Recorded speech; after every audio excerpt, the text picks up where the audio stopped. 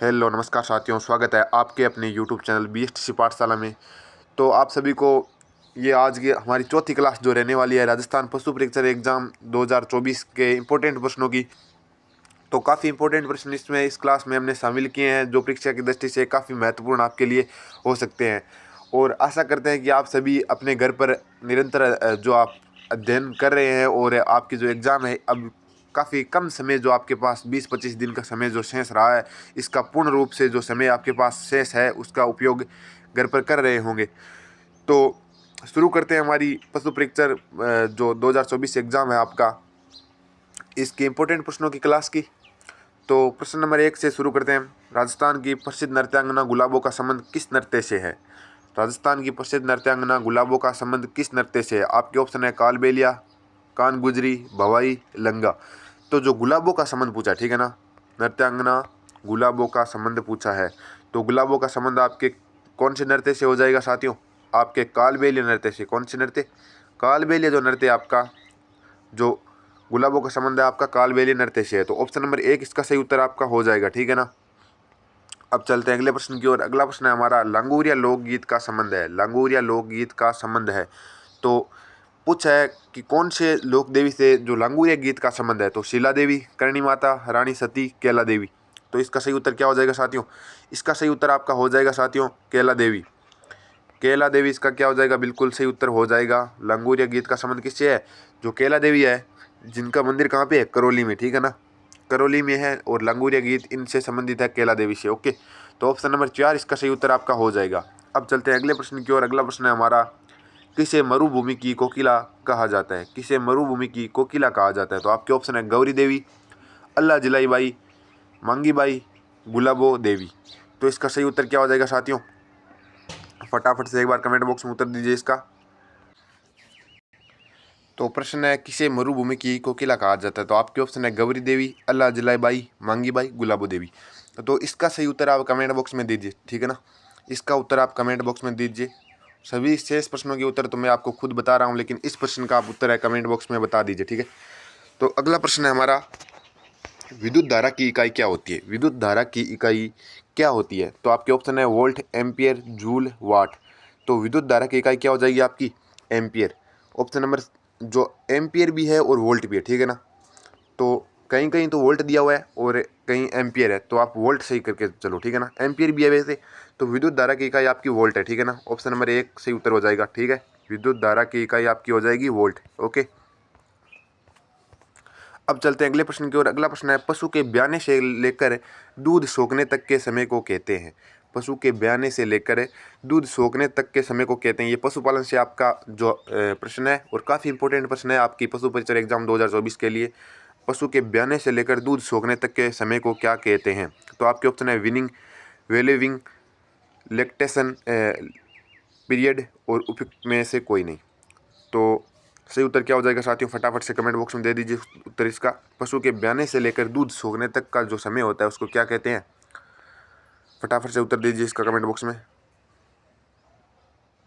तो इसका सही उत्तर हो जाएगा लैक्टेशन पीरियड। क्या? दुग्ध काल। क्या? दुग्ध काल इसका सही उत्तर हो जाएगा, ठीक है ना। ऑप्शन नंबर 3 इसका सही उत्तर हो जाएगा। पशु के ब्याने से लेकर दूध सोखने तक के कार्य जो समय होता है उसको क्या कहते हैं? Lactation period. ओके, दुग्ध काल। अब चलते हैं अगले प्रश्न की ओर। अगला प्रश्न है हमारा, पटुओं की हवेली कहाँ स्थित है? पटुओं की हवेली कहाँ स्थित है? तो काफ़ी इंपॉर्टेंट प्रश्न है और काफ़ी इजी क्वेश्चन है, काफ़ी एग्जाम में आपका ये पूछा गया है। पटुओं की हवेली कहाँ स्थित है? तो ऑप्शन आपके उदयपुर, जैसलमेर, जोधपुर, झुंझुनू। तो इसका सही उत्तर क्या हो जाएगा साथियों? फटाफट से एक बार कमेंट बॉक्स में उत्तर दे दीजिए इसका। पटुओं की हवेली कहाँ स्थित है? तो आपके ऑप्शन है उदयपुर, जैसलमेर, जोधपुर, झुंझुनू। तो पटुओं की हवेली आपकी है जैसलमेर में। कहाँ पे? पटुओं की हवेली आपकी जैसलमेर में स्थित है, ठीक है ना। ऑप्शन नंबर 2 इसका सही उत्तर हो जाएगा। 5 हवेलियाँ ये पटुओं की और ये जैसलमेर में स्थित है, ठीक है ना। सालिम सिंह की हवेली कहाँ स्थित है? सालिम सिंह की हवेली कहाँ स्थित है? तो सालिम सिंह की हवेली आपकी जैसलमेर, ये भी कहाँ हो जाएगी? आपकी जैसलमेर इसका सही उत्तर हो जाएगा, ठीक है ना। ऑप्शन नंबर 4 इसका सही उत्तर बिल्कुल हो जाएगा। सालिम सिंह की हवेली कहाँ पे है? जैसलमेर में। ओके, अब चलते हैं अगले प्रश्न की ओर। अगला प्रश्न है हमारा, राणा प्रताप की छतरी कहाँ पे है? राणा प्रताप की छतरी कहाँ स्थित है? तो आपके ऑप्शन है बूंदी, गेटोर, मंडल, बारडोली। राणा प्रताप की छतरी काफ़ी इंपोर्टेंट प्रश्न है। राणा प्रताप की छतरी का पूछा जा सकता है आपका जो राजस्थान जो आपकी इतिहास है इससे ये प्रश्न बनता है और काफ़ी इंपोर्टेंट प्रश्न आपकी जो इस क्लास का भी है। ठीक है, राणा प्रताप की छतरी कहाँ स्थित है? तो राणा प्रताप की छतरी आपकी बारडोली में। ऑप्शन नंबर 4 इसका सही उत्तर हो जाएगा बारडोली। ठीक है ना, ऑप्शन नंबर 4 इसका सही उत्तर हो जाएगा बारडोली। अब चलते हैं अगले प्रश्न की ओर। अगला प्रश्न हमारी आज की क्लास का क्वेश्चन नंबर 9। कागा की छतरियों का संबंध किस जिले से है? कागा की छतरियों का संबंध है किस जिले से है? तो आपके ऑप्शन है जोधपुर, जयपुर, कोटा, जैसलमेर। कागा की छतरियाँ। ठीक है, तो इसका सही उत्तर क्या हो जाएगा साथियों? इसका सही उत्तर हो जाएगा आपका जोधपुर। तो जोधपुर में छतरियाँ बनी है उन्हें कागा की छतरियाँ भी कहा जाता है। ओके, ऑप्शन नंबर 1 इसका सही उत्तर हो जाएगा कागा की छतरियाँ आपकी जोधपुर की। ओके, अब चलते हैं अगले प्रश्न की ओर। प्रश्न नंबर 10 है आज की क्लास का। 10 खंभों की छतरी कहाँ स्थित है? 10 खंभों की छतरी कहाँ स्थित है? तो फटाफट से एक बार कमेंट बॉक्स में उत्तर दे दीजिए इसका। कोटा, जोधपुर, बूंदी, दौसा। 10 खंभों की छतरी कहाँ स्थित है? तो साथियों 10 खंभों की छतरी आपकी जोधपुर में स्थित है और मामा भांजा की छतरी है ये। ठीक है ना, मेहरानगढ़ दुर्ग में स्थित है और मामा भांजा की छतरी ही क्या है? 10 खंभों की छतरी आपकी कहलाती है और ये जोधपुर में स्थित है। ठीक है ना, ऑप्शन नंबर 2 इसका सही उत्तर हो जाएगा जोधपुर। 10 खंभों की छतरी कहाँ पे है? जोधपुर में। अब चलते हैं अगले प्रश्न की ओर। ऊँटनी के नवजात बच्चे को किस नाम से जाना जाता है? तो बफेलो काफ, कैमल काफ, किड, लेम। तो बफेलो आ गया मतलब ये तो भैंस से संबंधित है। ठीक है, किड ये बकरी का बच्चा। ठीक है, बकरी के नवजात शिशु को क्या कहते हैं? किड कहते हैं। और लेम क्या? भेड़ का नवजात शिशु। ठीक है, लेकिन ऊँटनी के नवजात बच्चे को किस नाम से? कैमल काफ। क्या? कैमल काफ इसका सही उत्तर हो जाएगा। ऑप्शन नंबर 2 इसका बिल्कुल सही उत्तर हो जाएगा आपका। कैमल काफ ऊँटनी के नवजात बच्चे को किस नाम से जाना जाता है? कैमल काफ से। तो ऑप्शन नंबर 2 इसका सही उत्तर बिल्कुल हो जाएगा आपका। अब चलते हैं अगले प्रश्न की ओर। अगला प्रश्न है पुष्कर मेला किस तिथि को संपन्न होता है? पुष्कर मेला किस तिथि को संपन्न होता है? काफ़ी एग्जाम में पूछा गया है। पिछली बार सीईटी का जो एग्जाम हुआ था इसमें 2 पारियों में लगातार ये प्रश्न आपका पूछा गया था। इस बार सीईटी नहीं, इससे पिछली जब सीईटी हुई थी 2021 या 22 में तो तब ये पूछा गया था और काफ़ी एग्जाम में भी पूछा गया है। पुष्कर मेला किस तिथि को संपन्न होता है? तो आपके ऑप्शन है बैसाख पूर्णिमा, कार्तिक पूर्णिमा, फाल्गुन पूर्णिमा, चैत्र पूर्णिमा। तो पुष्कर का मेला, तो मैं आपको बता दूं साथियों, जो पुष्कर का मेला आपको ये कार्तिक पूर्णिमा, क्या कार्तिक पूर्णिमा को संपन्न होता है। ठीक है ना, कार्तिक पूर्णिमा को संपन्न होता है। तो ऑप्शन नंबर 2 इसका सही उत्तर हो जाएगा आपका बिल्कुल।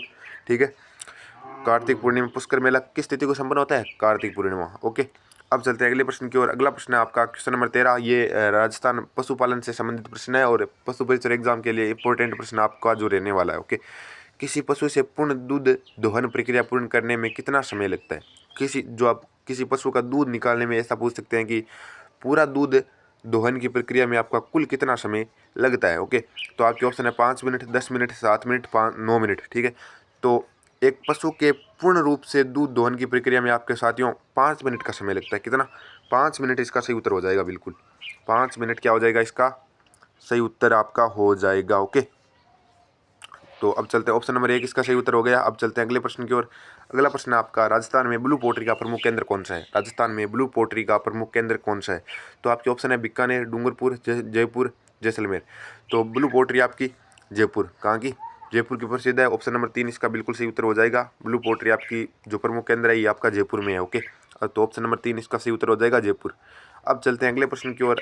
अगला प्रश्न हमारा मुर्गी पालन का मुख्य उद्देश्य क्या है? मुर्गी पालन का उद्देश्य क्या है? मुर्गी को क्यों पालते हैं भैया? मुर्गी को क्यों पालते हैं? अंडों के लिए? हाँ ये भी है। कुक्कुट के लिए? ये भी है।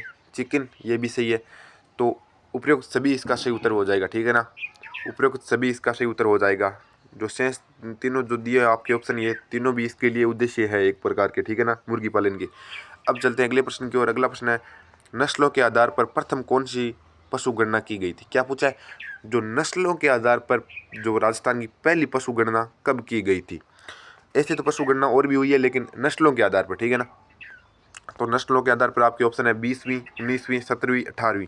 तो इसका सही उत्तर क्या हो जाएगा साथियों? इसका सही उत्तर हो जाएगा आपका 18वीं। क्या? 18वीं जो पशु गणना थी आपकी, ये प्रथम जो आपकी नस्लों के आधार पर पशु गणना थी। ओके, प्रथम नस्लों के आधार पर पशु गणना आपकी 18वीं पशु गणना जो थी। ओके, अब चलते हैं अगले प्रश्न की ओर। अगला प्रश्न है क्वेश्चन नंबर 17 आज की क्लास का। मथेरन किस जिले की प्रसिद्ध लोक कला है? मथेरन किस जिले की प्रसिद्ध लोक कला है? तो आपके ऑप्शन है जोधपुर, चूरू, बीकानेर, उदयपुर। तो मथेरन आपकी बीकानेर, कहाँ की? मथेरन जो आपकी लोकल है ये आपकी बीकानेर की प्रसिद्ध है, ठीक है ना। ऑप्शन नंबर 3 इसका सही उत्तर हो जाएगा बिल्कुल। मथेरन कला किस जिले की प्रसिद्ध है, तो आपकी बीकानेर। ओके, अब चलते हैं क्वेश्चन नंबर 19। उस्ता कला कहाँ की प्रसिद्ध है? उस्ता कला कहाँ की प्रसिद्ध है? तो उस्ता कला आपकी जोधपुर, बीकानेर, भरतपुर, अजमेर। तो कहाँ की प्रसिद्ध है उस्ता कला? उस्ता कला है आपकी बीकानेर की। कहाँ की? बीकानेर की, ठीक है ना।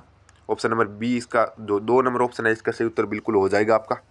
अब चलते हैं अगले प्रश्न की ओर। अगला प्रश्न है हमारा आज की क्लास का क्वेश्चन नंबर 19। बाढ़ मेरी प्रिंट किस नाम से जाना जाता है? बाढ़ मेरी प्रिंट किस नाम से जाना जाता है? तो आपके ऑप्शन है बादला, अजरक, फड़, पिछवाई। तो इसका सही उत्तर क्या हो जाएगा साथियों? बाढ़ मेरी प्रिंट तो अजरक के नाम से। क्या?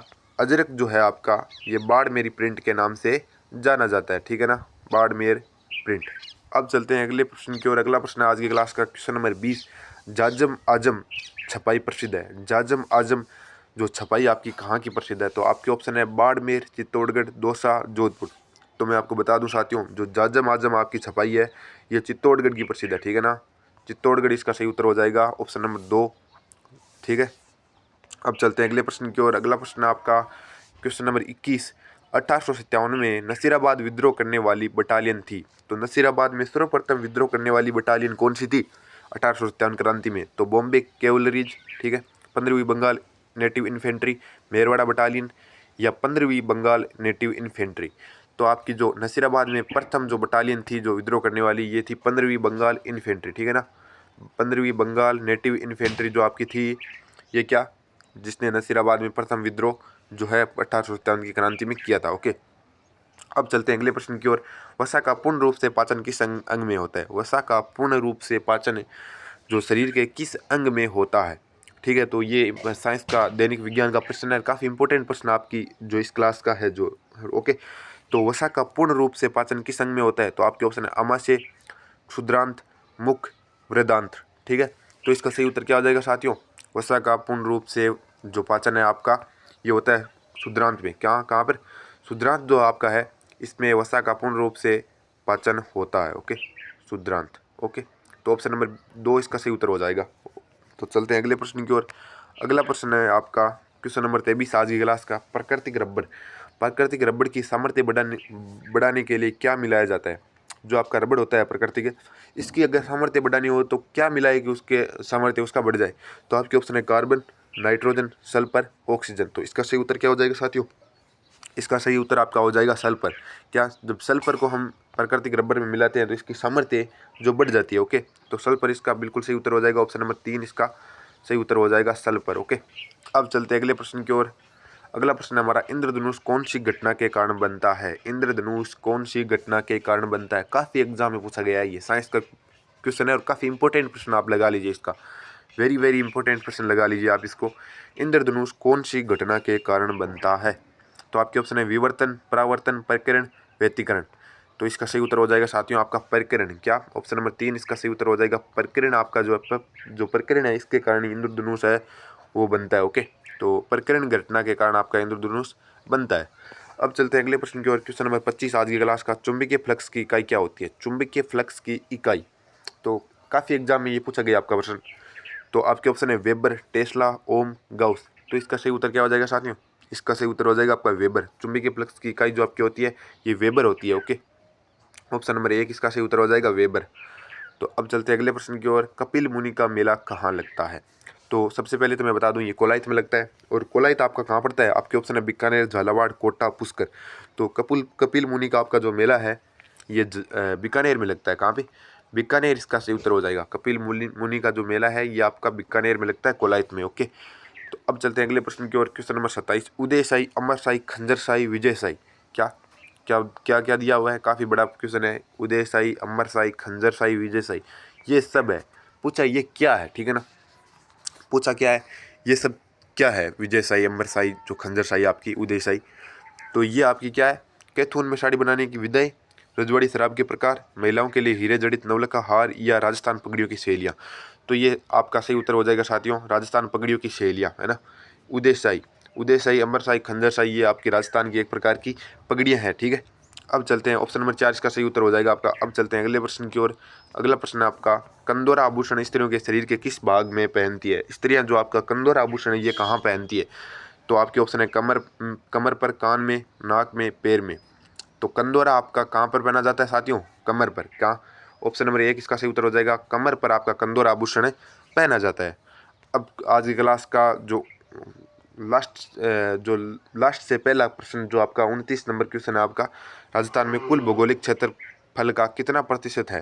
राजस्थान के कुल भौगोलिक क्षेत्रफल का पश्चिमी मरुस्थल प्रदेश के तहत, एक सेकेंड, हाँ अब देख सकते हैं पूरा प्रश्न है ये। राजस्थान के कुल भौगोलिक क्षेत्रफल का लगभग कितना प्रतिशत पश्चिमी मरुस्थल प्रदेश के तहत आता है?